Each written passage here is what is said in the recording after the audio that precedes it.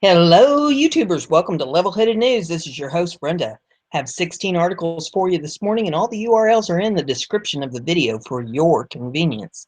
The first article that I have here is off of defense1.com. It says, Pentagon says Beijing is arming its man-made islands in the South China Sea. With its reef expansion apparently finishing up, China is working to extend the reach of its military power. China is outfitting its man-made island outposts in the South China Sea with warplane hangars and weapons. Tuesday, in its annual assessment of Beijing military. Once finished, the People's Liberation Army Air Force intends to base 3 regiments of warplanes there, says the report, generated on May the 15th and released to the public today. Although its land reclamation and artificial islands do not strengthen China's territorial claims as a legal matter or create any new territorial sea entitlements, China will be able to use its reclaimed features as persistent civil-military bases to enhance its presence in the South China Sea and improve China's ability to control the features in nearby maritime space, the report says. Last year's edition of the China-powered report noted Beijing had completed its reclamation work on the islands. News organizations have previously reported the missile deployments and hangar construction. However, this is the first time they've appeared in the Pentagon annual China report. In the South China Sea in 2016, particularly its construction of airfields and other infrastructure on features in the Spratly Islands, enhanced China's ability to control disputed areas in the South China Sea and caused regional concern over China's long-term intentions, the report states. China has stopped expanding reefs and is now working to add military infrastructure to them, the report states. New installations include airfields with runways of at least 8,800 feet, full storage, large port facilities, 24 fighter-sized hangars, communication facilities, fixed weapons positions, barracks, and administration buildings. The Center for Strategic and International Studies, a Washington think tank that has tracked the island expansion, said China was finishing up construction of the islands. Bases in the Spratlys and another on Woodley Island in the Paracels will allow Chinese military aircraft to operate over nearly the entire South China Sea. Same is true of China's radar coverage, made possible by advanced surveillance early warning radar facilities at Fiery Cross, Subby, and it's pronounced Huertran reefs, as well as Woody Island, and smaller facilities elsewhere. Meanwhile, China could soon have advanced warplanes to base on those faux islands. Fighters, the J-20 and the FC-31, could be battle-ready as soon as next year, the Pentagon states. Last July, the Hague International Tribunal rejected China's claims in the South China Sea, including a claim to historical ownership of the region. In turn, the Chinese government rejected the ruling, with state media claiming that the Chinese government and the Chinese people firmly oppose it and will neither acknowledge it or accept it. The U.S. has also refused to recognize the claims and has sent military ships and aircrafts near them in what it calls freedom of navigation operations, most recently last month. The next article, Max,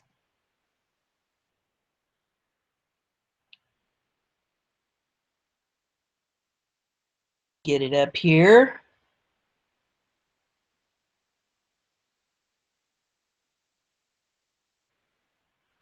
O'Reilly to Newsmax indicates Trump.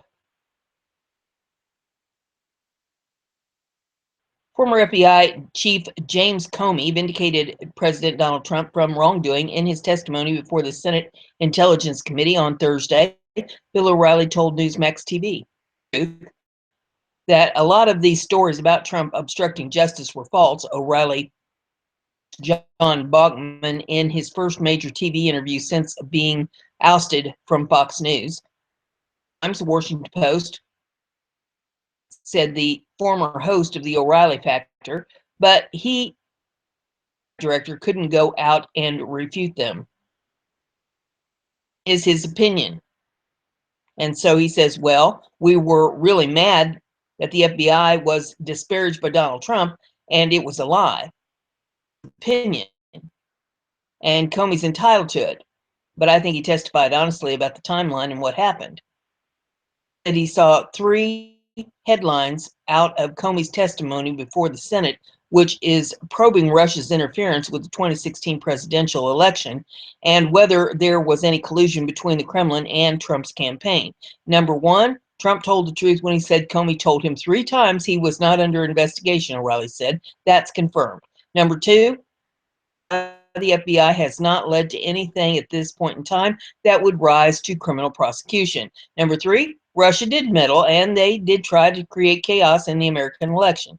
O'Reilly said Trump make some missteps in his private discussion with Comey about former National Security Advisor Michael Flynn, a retired U.S. Army Lieutenant General who was forced to resign after it was revealed he misled Vice President Mike Pence about his contacts with Russia. Flynn had inappropriate contacts with Russia. The Vice President found out about it. Flynn lied to Pence, and that's why Flynn was fired. After the firing, the president had a conversation alone with James Comey, who said, okay, Flynn's out. Can you lighten up on this? Inappropriate should not, Riley told Bachman. Then we learned that Comey himself, because he was disturbed about that conversation, wrote memos. And he discussed it with his guys at the FBI, but they decided, look, what the intent was, so we're not going to report it. We're not going to do anything.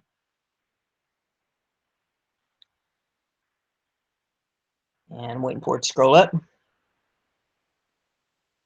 Put it in the drawer. He made some mistakes. The president. Well, number 1, he met with Comey alone. A president can't do that with anybody. Number 2, he did say, and I believe he said it, can you lighten up on General Flynn after General Flynn was fired? Can't do it. Whether Trump made the pitch to Comey for personal reasons because he felt sorry for Flynn and his family, or because he didn't want Flynn measured in the press, is something nobody knows.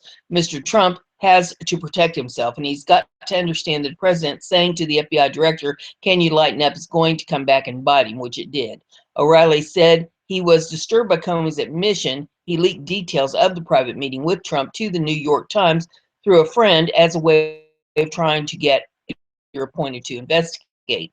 A friend isn't entitled to see FBI confidential memos. They weren't classified, but they were confidential.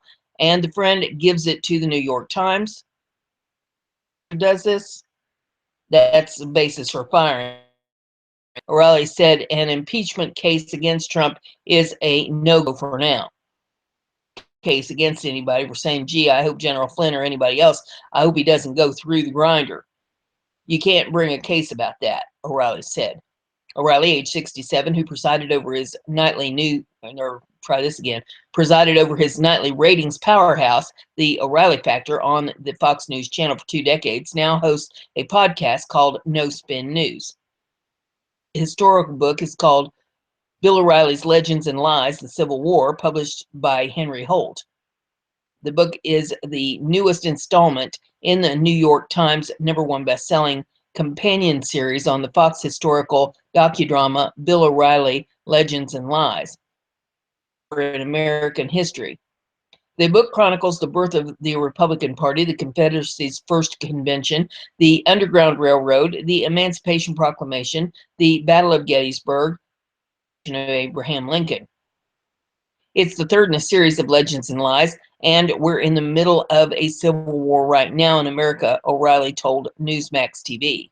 The real Civil War, which was the low point in American history, there's a lot of myths surrounding it, as you know. So we take this book and we walk through, and it's a beautiful book. It's got a lot of illustrations. Americans 9 to 90 will enjoy it, and that's my goal, to make history fun, to make it come alive, and to have people absorb knowledge at the same time, become literate on why their country was so divided back in the 1860s. It's relevant today. We're a divided nation today. Out of Fox in April after the New York Times reported 5 women had received $13 million in payouts in exchange for not pursuing lawsuits or bearing allegations of sexual harassment or inappropriate behavior. Saying he settled the cases to spare his family. His attorney, Mark Kazowitz, said O'Reilly was the target of a smear campaign financed by left-wing advocacy groups.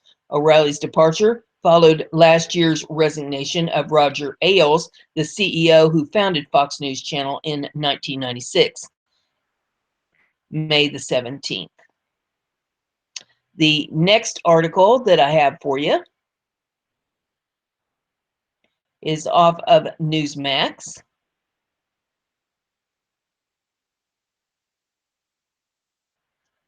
Hamster spinning it up here for me as I speak.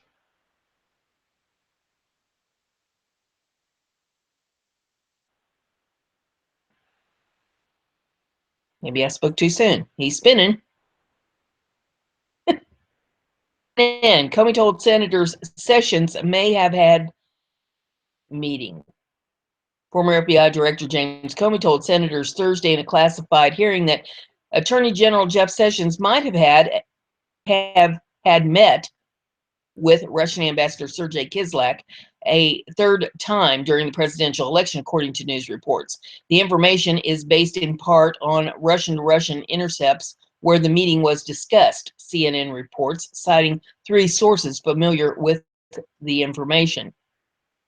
That it is possible the ambassador Sergei Kislyak is exaggerating the extent of the encounter, according to the report. Sessions, the former Alabama Republican senator, came under attack after news reports in February that he did not disclose during his Senate confirmation hearing 2 meetings he had with Kislyak last year. A campaign surrogate for President Donald Trump at the time, and was the first sitting GOP senator to endorse his run. Sessions recused himself from the Justice Department's investigation into Russian meddling in the November election. That he had met with Kislyak as a U.S. senator. 2 meetings were the only ones during the campaign, according to news reports. In the public portion of his testimony Thursday, Comey said that the FBI, let's get it back down here.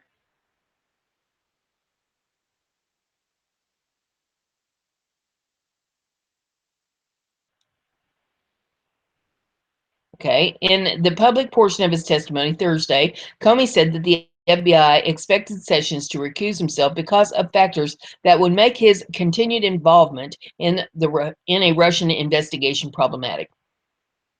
Would not disclose what those factors were. The Justice Department had insisted that Sessions' recusal was his role in the Trump campaign. Deputy Attorney General Rod Rosenstein, who took over the Moscow probe after Sessions stepped aside, named former FBI Director Robert Mueller to head the investigation. Article, Max.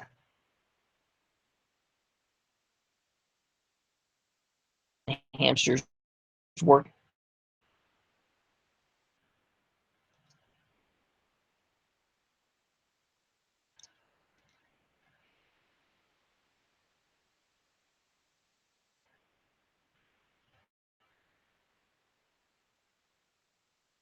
Give him a second to get his act together.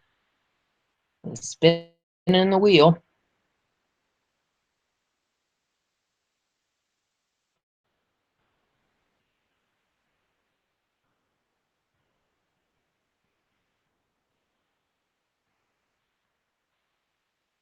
Or with this non-existent connection I have to the internet.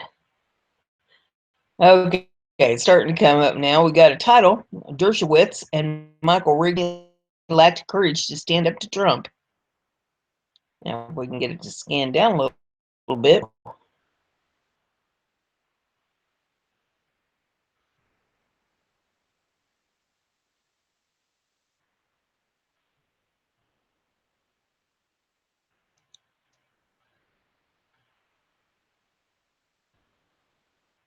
He's working on it here. Slow but sure. FBI Director James Comey's testimony Thursday showed he was weak. And then it jumps too much, of course.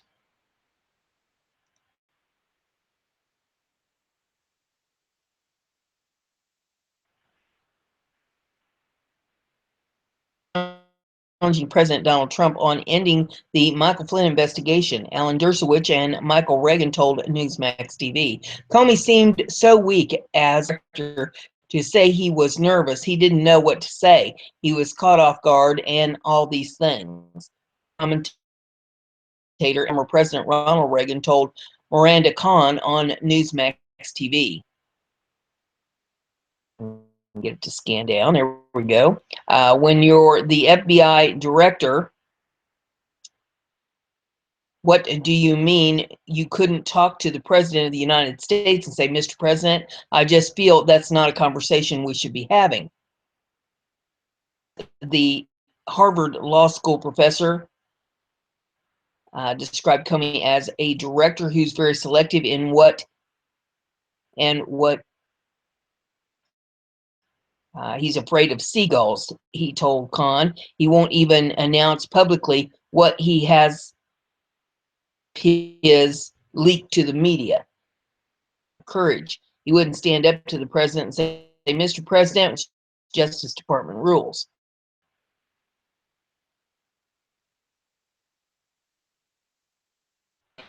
Hamster's still spinning here, trying to get it up.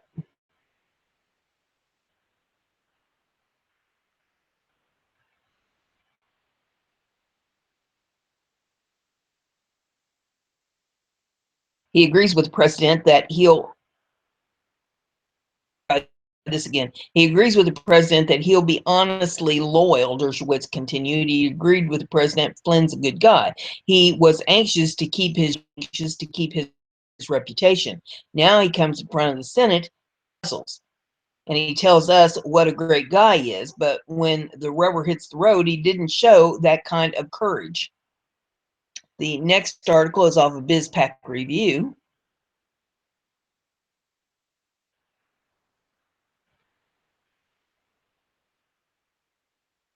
Matthews comes out and says it. Russia's collusion theory came apart after Comey testimony. Those who have spent the last year of their lives dedicated to cracking the case of Russia colluding with President Donald Trump were dealt a tough blow on Thursday, and it was dealt to them in part by their fellow liberal MSNBC host Chris Matthews. After disgruntled former FME testified before the Senate Intelligence Committee that there is there has always been the assumption of the president, of his pursuers, you might say, somewhere along the line in the last year, the president had something to do with colluding with the Russians, Matthews said, something to do encouraging them to affect the same election again, to affect the election in some way, some role, conversation they had with Michael Flynn or somewhere. And yet, what came apart this morning was that theory, he continued.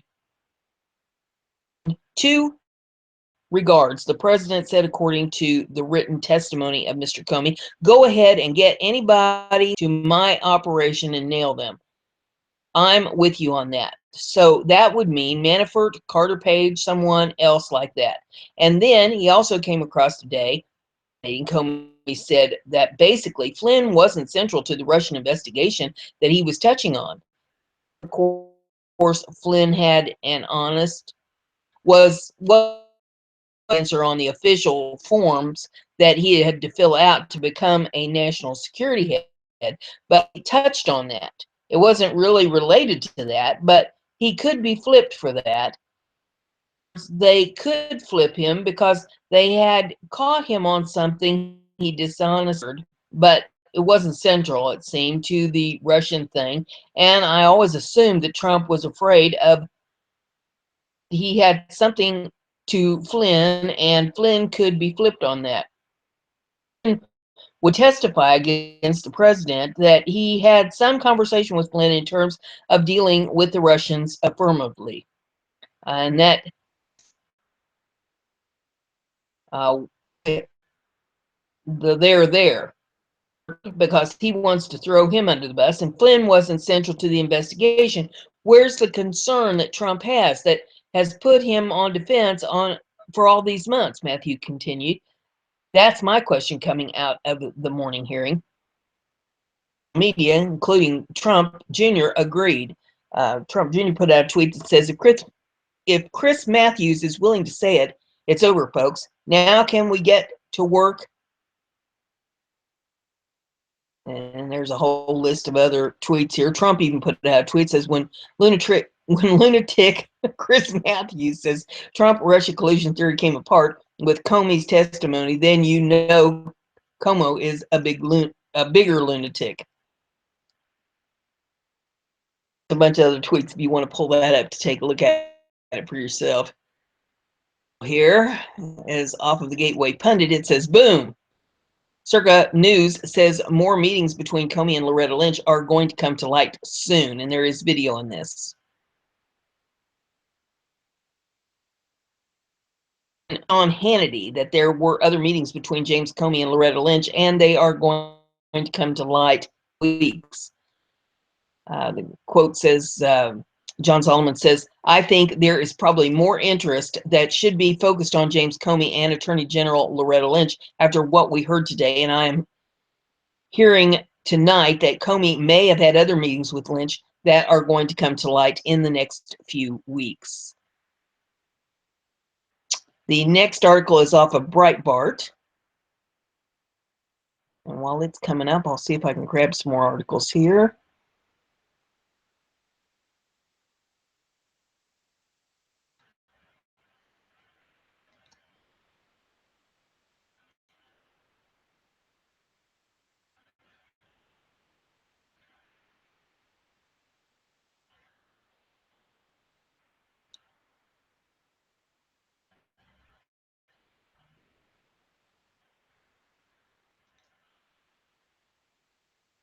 Get everything to cooperate with me.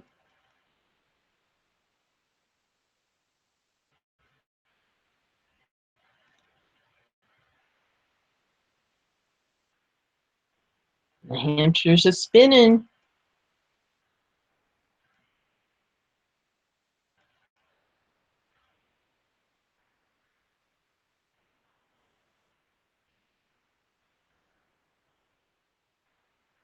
Okay, says BBC censors Allah from interview about Muslim attack. Been caught red-handed censoring part of an interview where an eyewitness says Muslim attackers shouted Allah before they stabbed a woman in London. CNN got caught staging a Muslim anti-terror protest. This is yet more evidence of the establishment trying to frame the narrative that terrorism has nothing to do with Islam.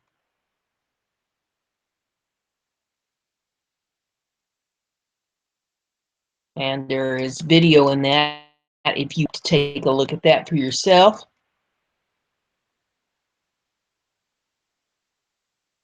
Next one's off Breitbart. For the hamster.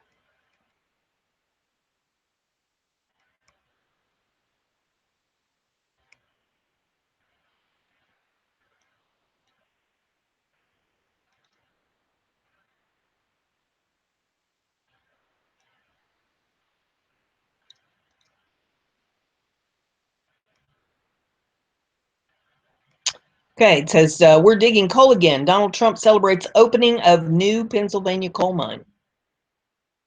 Trump celebrated the opening of a new coal mine in Pennsylvania, sending video to miners for the ceremony. I'm absolutely thrilled to be speaking with you on this great, great day, Trump said in the video. The miners of Pennsylvania and the company is opening the Acosta coal mine to employ 70 to 100 miners.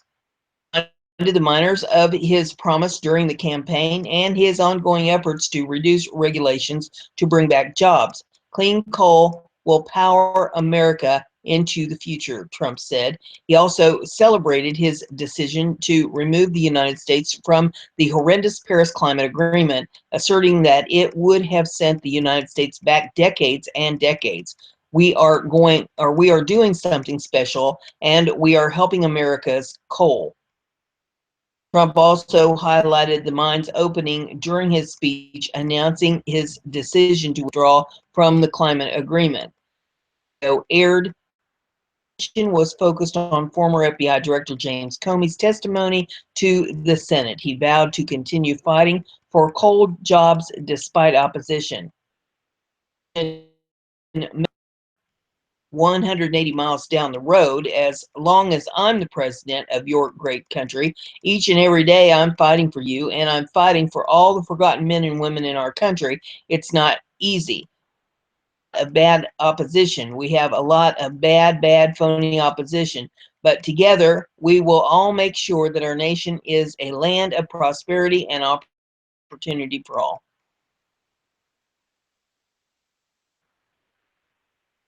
And the novel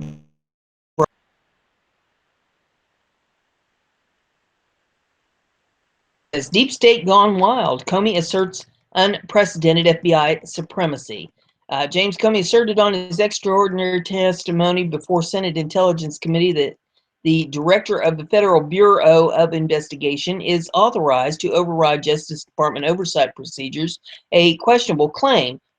Raised serious question about long-standing rules aimed at preventing abuses by federal law enforcement officials.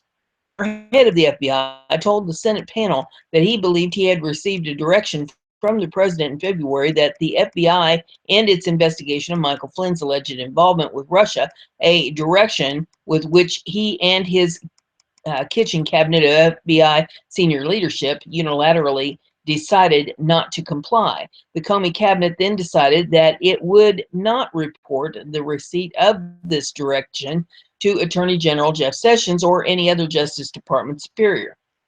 Decided that it could override standard FBI protocol and possibly legal obligations to report the incident because of its expectations that Sessions would recuse himself from the Russian matter, although would not come until weeks later. It also decided that it wasn't obligated to approach the acting deputy attorney general because he would likely be replaced soon.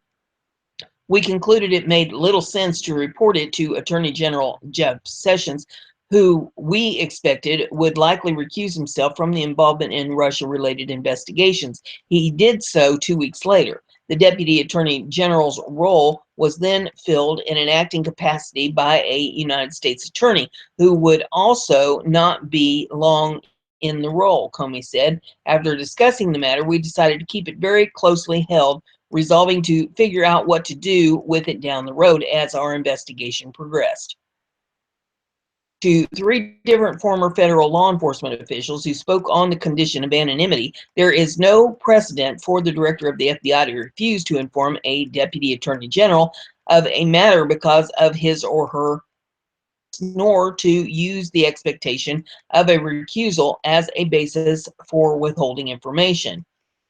Extraordinary usurpation of power, not something you'd expect from the supposedly by the books guy, told Breitbart News. The closest precedent to the Comey cabinet's decision to conceal information from the Justice Department superior is likely Comey's widely criticized earlier decision to go public about the investigation of Hillary Clinton's emails. That decision received a sharp rebuke in the May 9th memo by Deputy Attorney General Rod Rosenstein that formed the basis for Comey's firing by Trump. criticized Comey's decision to act without consultation from the Department of Justice as usurping the Attorney General's authority and an attempt to plant federal prosecutors and assume command of the Justice Department. Comey had violated a well-established process for how to deal with situations where two faces a conflict of interest, according to Rosenstein. It was wrong to usurp the Attorney General's authority on July the 5th of 2016, Rosenstein wrote. The director now defends his decision by asserting that he believed Attorney General Loretta Lynch had a conflict, but the FBI director is never empowered to supplant federal prosecutors and assume command of the Justice Department. There is a well-established process to step in when a conflict requires the recusal of the Attorney General. The director announced his own conclusions about the nation's most sensitive criminal investigation, the authorization of duly appointed Justice Department leaders. Comey's testimony on Thursday seemed to double down on this defense, to a claim that the FBI top agents can act outside the ordinary process intended to establish oversight and accountability at the nation's top law enforcement agency. The FBI adherence guidelines and instructions from Attorney General has been a centerpiece of its ongoing independence, often cited by officials as reasons the FBI does not need a general legislative charter that would restrict or control by statute its authority.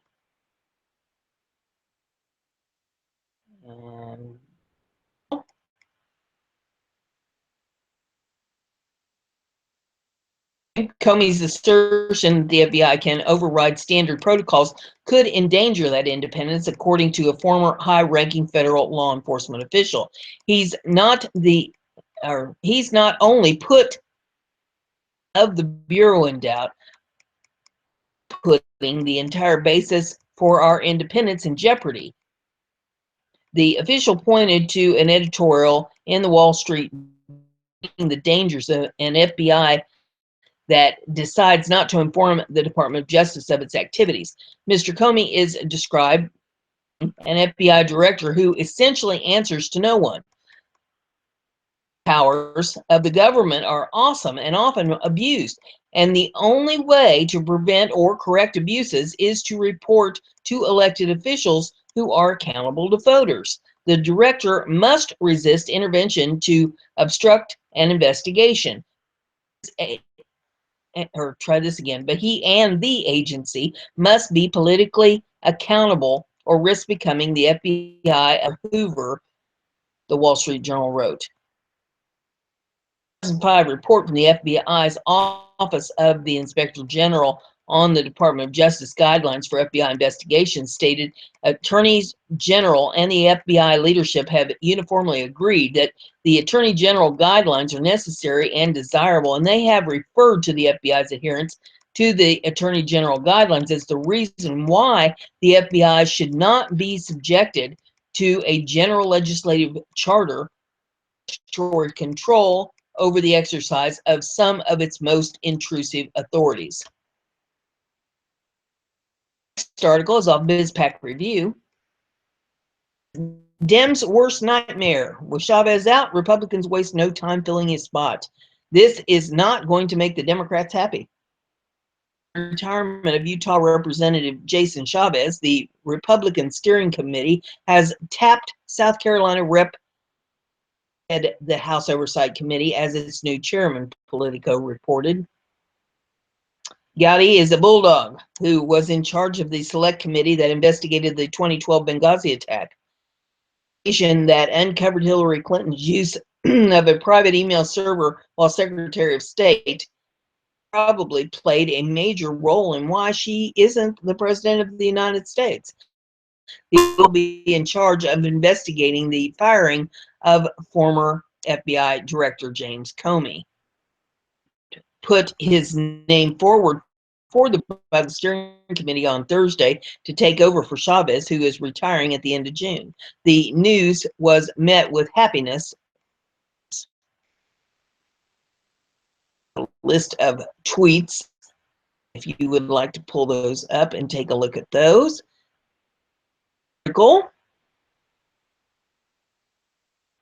Liberty headlines.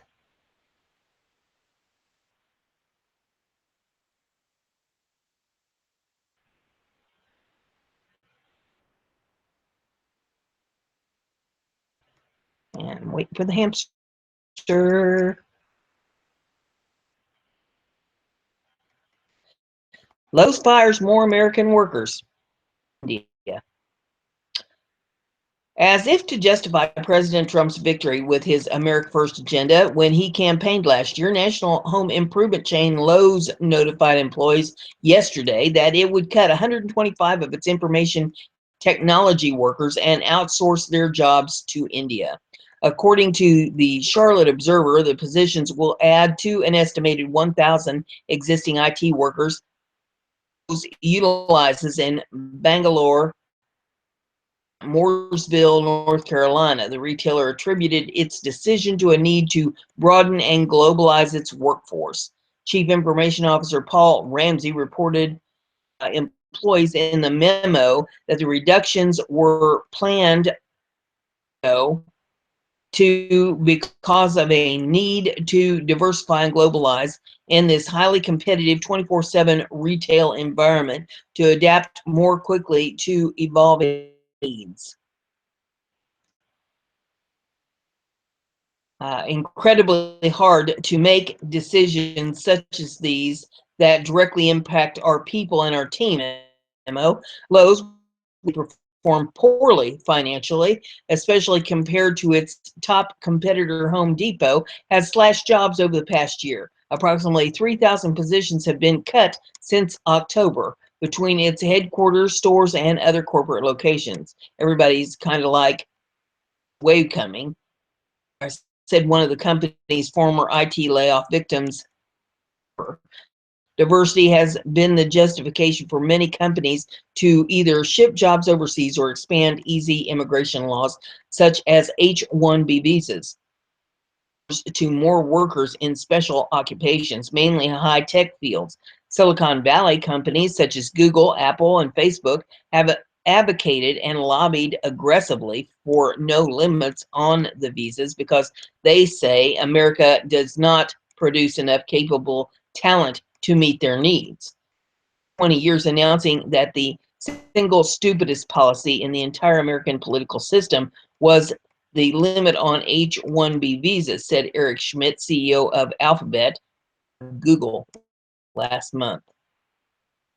Run company is really about having the best people in the world, he continued. We want the best people in the world, regardless of any form of sex, race, country, what have you. We want them to work for us and not our competitors. We want 100% market share of all those people. Our country to be the most attractive place for those people. Stupid government policies that restrict us from giving us a fair chance of getting those people are ethical to our mission and the things we serve. Our Alphabet showed the largest increase in more than ever before since 2008. The good thing would be if Americans believe these lies and propaganda, said Protect U.S. Workers President Sarah Blackwell to Breitbart.com earlier this month.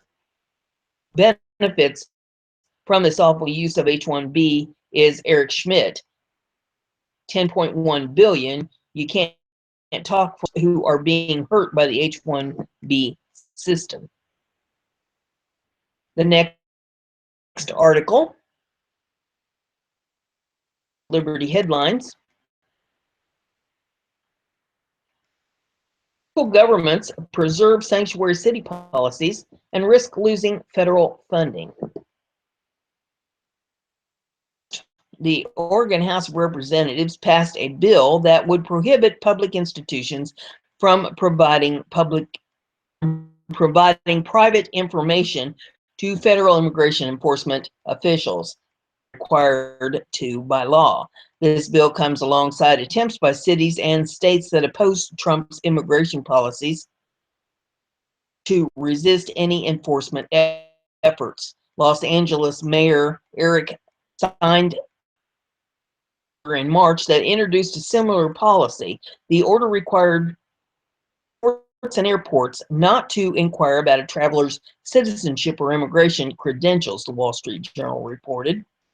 The Public Defender's Office started an initiative that uses local taxpayer dollars to defend illegal immigrants in federal immigration court, according to the Daily Signal.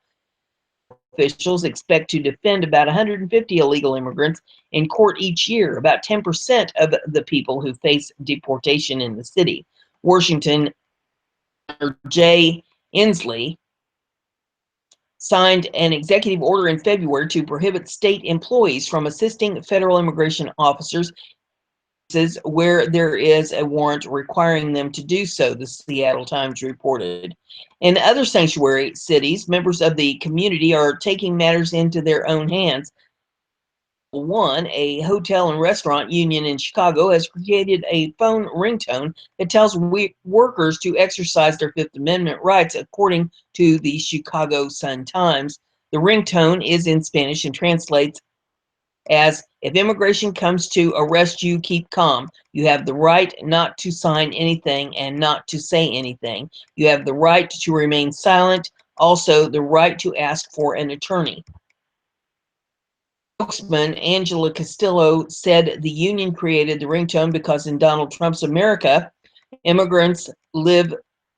Ironically, the ringtone reminds illegal immigrants of the threat of arrest at any moment.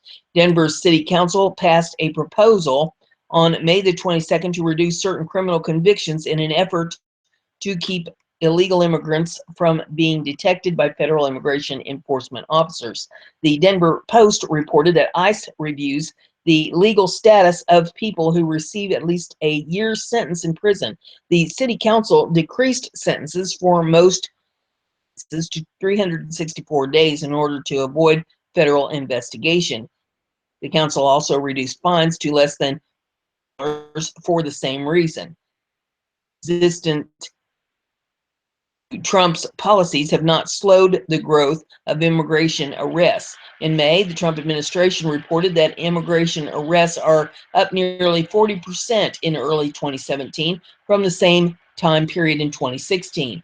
Between January 22nd and April 29th of 2017, ICE enforcement and removal operations, deportation officers administratively arrested 41,318 individuals on civil immigration charges, immigration officials said. January the 24th and April the 30th of 2016, ERO arrested 30,028.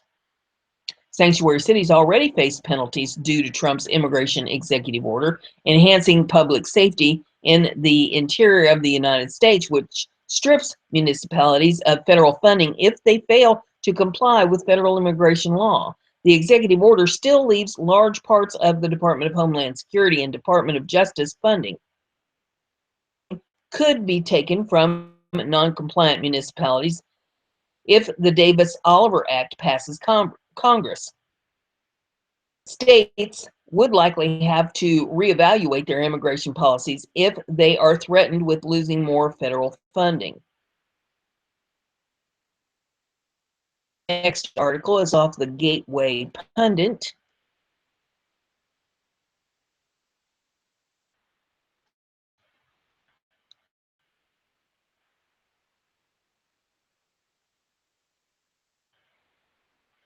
And the hamster is spinning as fast as he can go.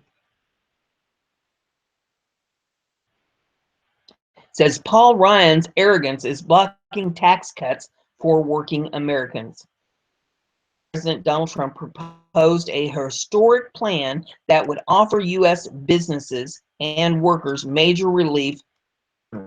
The new plan cuts corporate taxes and middle-class taxes. The law reduces the 7 brackets to 3 brackets. The business tax will be reduced percent.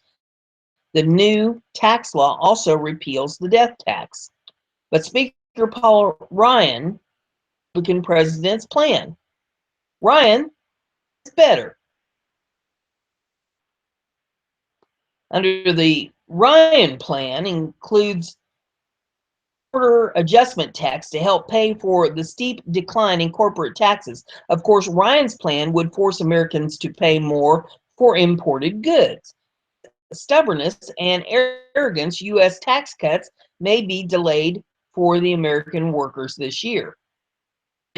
Paul Ryan's tenure will be judged in part on whether he can deliver a Republican tax plan, but rather the effort to reach consensus, Ryan is still clinging to his own widely rejected proposal. Pass could relegate the sidelines as the Trump administration and Republican senators try to come up with an alternative plan. The worst case scenario for Republicans is that they never find one. Ryan's wonky streak. Unlike most of his predecessors, who won't usually hatch their own proposals, but rather sift through the options to find the one that Ryan has been unusually invested in the details of major legislation. And on taxes, he still remains this again. He still maintains that the rest of the party will come around to the merits of his idea, namely a border adjustment concept, Ryan to help pay for a steep cut to corporate tax rate. Article once the hamster cooperates here.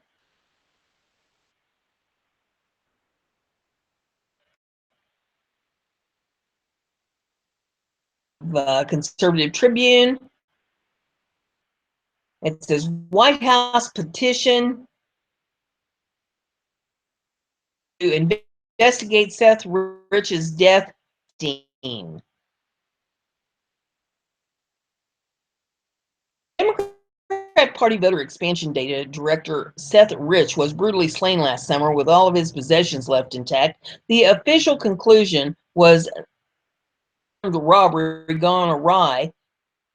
Many Americans and gaining steam to hold an investigation into Rich's death and see if there is any truth behind conspiracy pushed by internet muckraker. Rich was 27 when he was killed on July the 10th of 2016. He had just accepted a job in Clinton's presidential campaign when WND reports he was murdered in Washington, D.C. near his apartment in an affluent neighborhood. According to the report, Rich was shot twice in the back. Cards, watch, and phone were left in his possession. Still, the Metropolitan Police Department has described it as a botched robbery.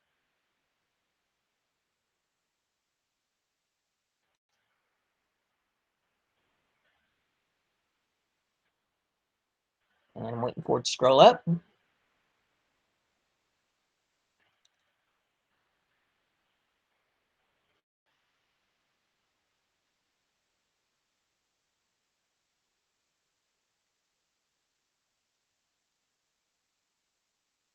Well, it's taking its time.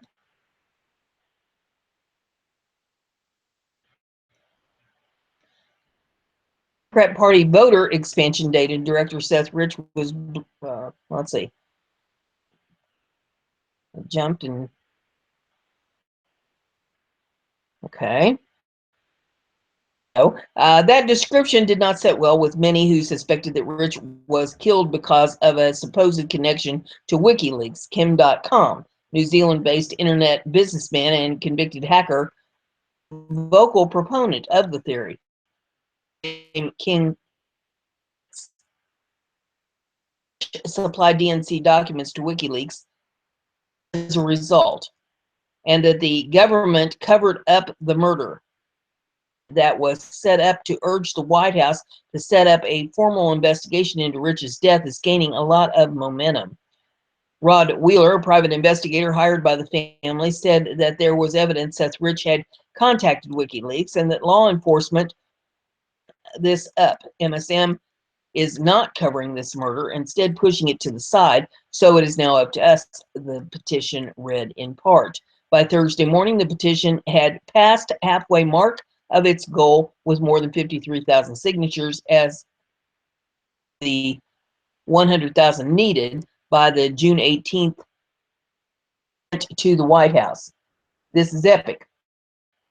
Are choosing not to fall for the often false reporting of mainstream media and instead are going directly to the people who have the authority to find out what really happened. The article is off of Newsmax.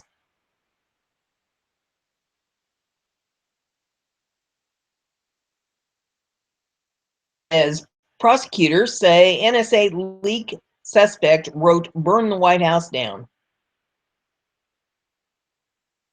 A 25-year-old intelligence contractor leaking a top-secret report on Russian meddling in the U.S. election wrote in a note that she wanted to burn the White House down, prosecutors said.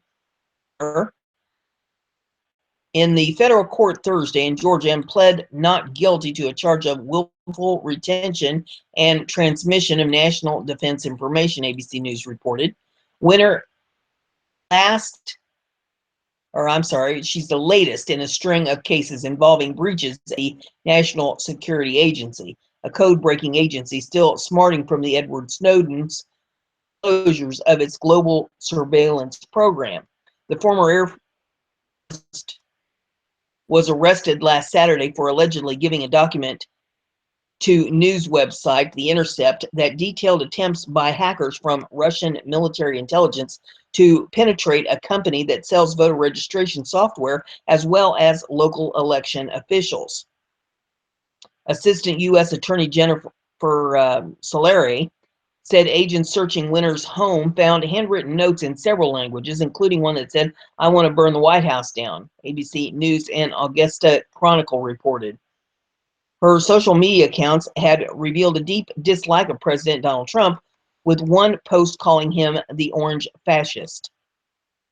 Other notes found that her home included details on how to access the dark web, set up a burner email account, and listed the names of Taliban leaders, news reports said.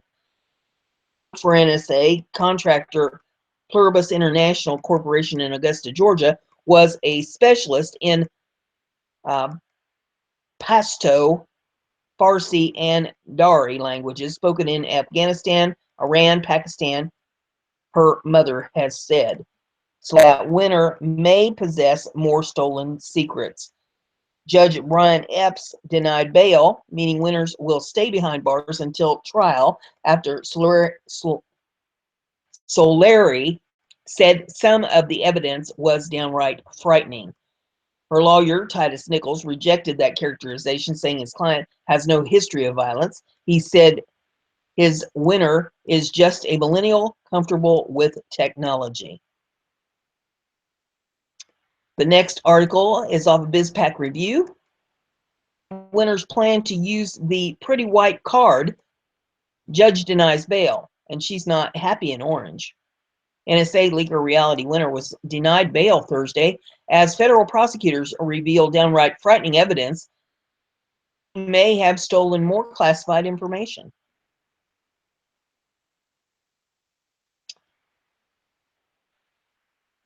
The 25-year-old government contractor accused of passing on classified material to the press appeared before Judge Brian K. Epps. It's going to jump.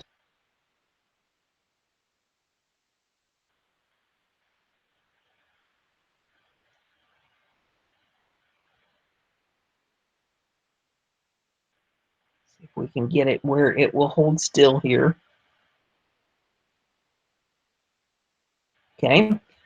Before Brian K. Epps at U.S. District Court in downtown Augusta, Georgia on Thursday in an orange jumpsuit and escorted by two federal marshals, according to the Daily Mail. Charged with willful intention and transmission of national defense information, the Air Force veteran entered a plea of not guilty as she was indicted by a federal grand jury and the judge denied bail. Now, if we can get it to scroll up.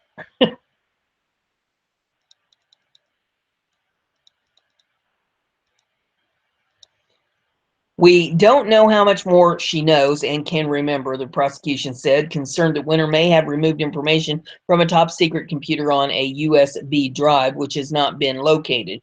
She's extremely intelligent.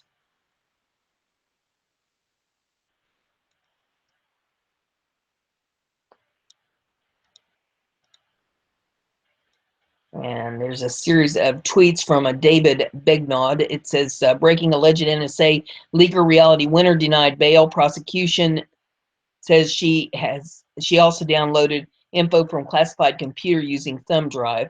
The thumb drive was used while Winter was serving in the Air Force. The thumb drive has not been located. Bail, or I'm denying bail, the judge said. He was concerned about what Winter did with that thumb drive, saying, "We don't know where it is." Concerning to prosecutors were Winter's alleged confession and evidence gathered at her home on Saturday. Retrieved 4 cell phones, 2 laptops, and a tablet, notebooks that painted a dark picture. Multiple doodles of her signature. Winters had written, "I want to burn the White House down, find somewhere in Kurdistan to live, ha ha." In the notebook, Assistant U.S. Attorney General Laurie told the judge. David Bergnaud tweeted again saying, prosecution said Reality Winner wrote about wanting to burn down the White House, even if it was just in jest. It concerned the judge. Concerned about Winter's fascination with the Middle East and Islamic terrorism, as handwritten notes with sympathetic statements on Osama bin Laden and Taliban leader Mohammed Mansour were found in her home.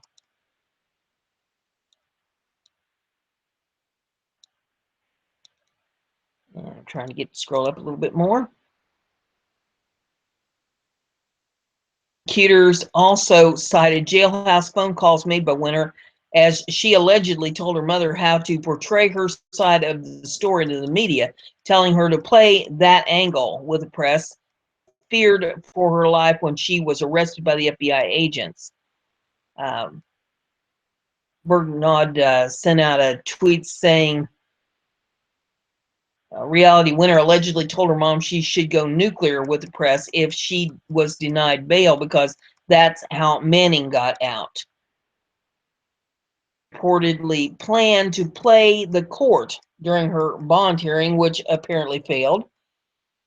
Put out another tweet saying Reality Winners allegedly told her sister she released kind of important documents and that she was going to play the pretty white cute card.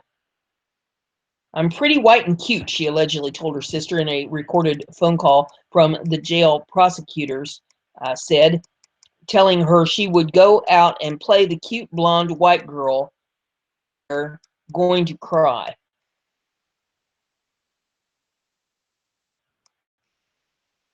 That were put out saying, "I'm pretty white and cute, not too bright though. Jailhouse calls are monitored, yo." Another one says she's not a very good spy, is she? Judge Epps made the decision to deny bail based on the missing USB drive and Winter's notes. "That's a joke or not, it still concerns me," he said. Winter faces up to 10 years in prison and $250,000 in fines if found guilty of copywriting a classified intelligence report and mailing it to reporters at The Intercept. Kind of looks like she's guilty, so guess she's going to be in there a while. She better learn to like orange. This morning, if you like what I'm doing here, share it on social media, give it a thumbs up, let everybody hear the news. Don't forget to subscribe if you haven't done that. That way you will stay informed. Have a great day.